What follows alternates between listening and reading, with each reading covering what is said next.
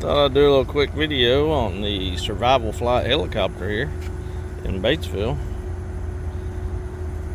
This is the landing area.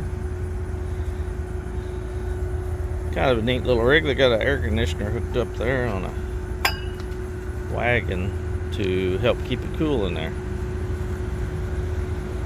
Pretty neat.